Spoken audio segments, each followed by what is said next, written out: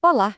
Hoje a gente vai fundo numa das histórias mais importantes e, talvez, mais mal compreendidas da tradição judaico-cristã, a queda do homem.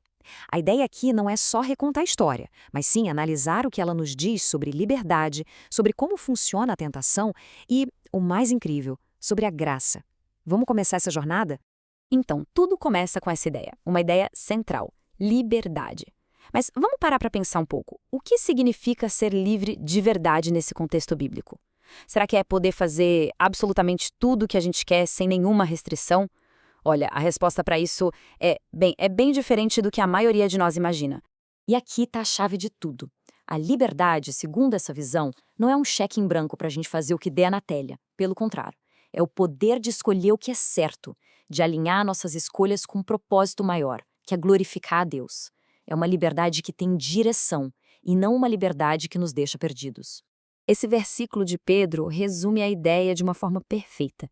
É como se ele dissesse: olha, vocês são livres, sim, mas não usem essa liberdade como desculpa para fazer coisa errada.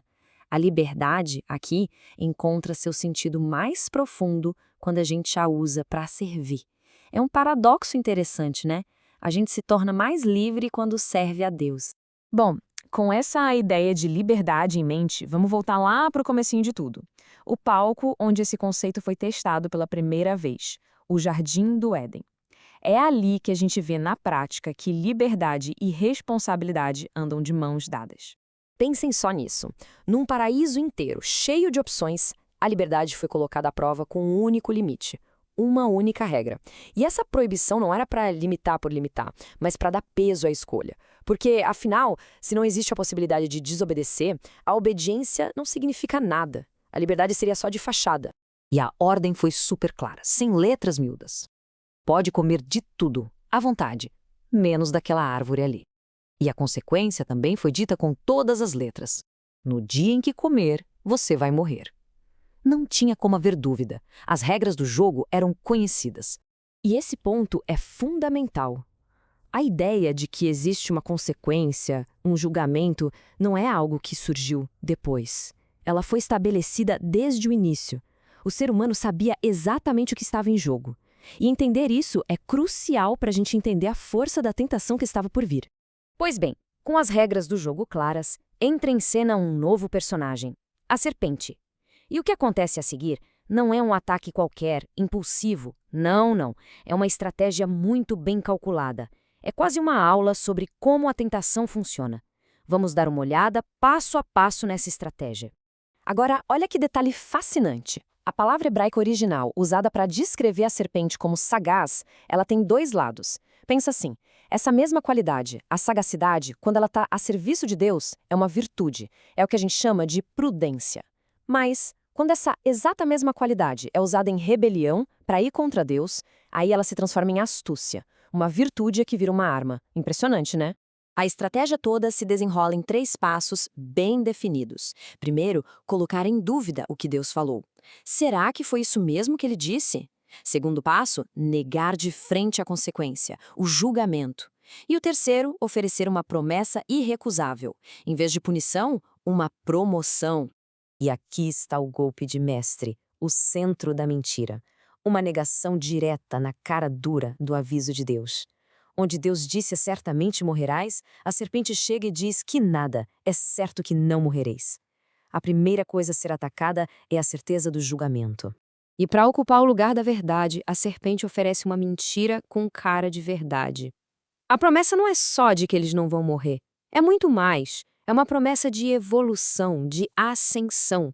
Eles se tornariam como Deus, donos do próprio conhecimento do bem e do mal. Era uma oferta de poder muito, muito sedutora. Com a isca lançada, a gente chega no momento decisivo da história, a escolha. E é importante entender que o que acontece aqui não é um simples deslize, ops, cometi um erro. O texto apresenta isso como uma rebelião consciente, um ato de vontade com consequências que mudariam tudo.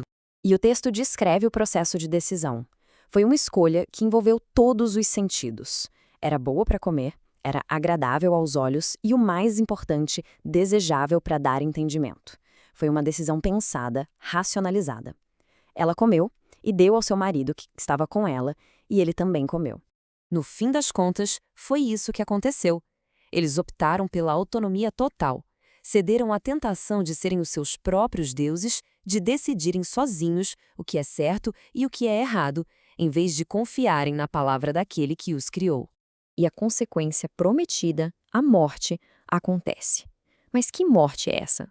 O texto sugere que não é, em primeiro lugar, a morte física, o fim da biologia. É o fim de um relacionamento. É a desconexão, a separação da fonte de toda a vida, que é Deus. Uma morte espiritual. E essa imagem aqui resume perfeitamente a consequência mais profunda de todas. Ao tentar ser como Deus, o ser humano se coloca no centro de tudo. O ponto de referência deixa de ser Deus e passa a ser o próprio indivíduo. E com isso, nasce o maior ídolo que já existiu, o eu. Então, resumindo a ópera, as consequências são gigantescas. A morte, que é essa separação de Deus. A vergonha, que faz com que eles se escondam. A idolatria de si mesmo. E, numa linguagem teológica, a depravação total, uma condição que, a partir dali, afetaria toda a humanidade. Mas a história não acaba nesse beco sem saída, nesse ponto de desespero total. Vamos agora para a parte final da narrativa, que tem uma virada surpreendente. É aqui que a gente vê que, mesmo no meio do julgamento, aparece um elemento de graça, uma misericórdia que ninguém esperava. A primeira reação do ser humano à sua nova condição, à vergonha, foi tentar dar um jeitinho, resolver por conta própria. Eles pegaram folhas de figueira e tentaram se cobrir. Foi a primeira tentativa de autojustificação, de esconder a própria falha com as próprias mãos. E, se a gente parar para pensar, essa tentativa de se cobrir com folhas de figueira continua até hoje.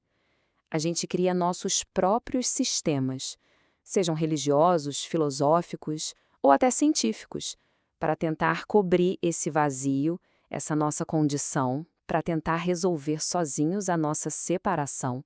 Só que a solução humana, as folhas de figueira, não é suficiente. E é aí que Deus age. Ele não aceita aquela solução improvisada. Em vez disso, ele mesmo providencia roupas de pele, o que, aliás, implica o primeiro sacrifício, e faz a primeira promessa de redenção. A promessa de que um dia um descendente viria para esmagar a cabeça da serpente. E agora vem a ideia mais radical. A própria expulsão do Éden, que a gente sempre enxergou como castigo final, talvez ela tenha sido um ato de misericórdia. Ao expulsá-los, Deus impediu que eles comessem da árvore da vida e ficassem presos para sempre naquele estado de pecado. Foi como fechar uma porta para que no futuro outra pudesse ser aberta. E a gente termina com essa pergunta, que fica para reflexão. E se aquilo que sempre pareceu o maior dos castigos foi, na verdade, o primeiro ato de misericórdia, uma proteção para impedir um mal ainda maior, um mal eterno, e para manter viva a possibilidade de redenção? Uma ideia que muda totalmente a forma como a gente olha para essa história, não é mesmo?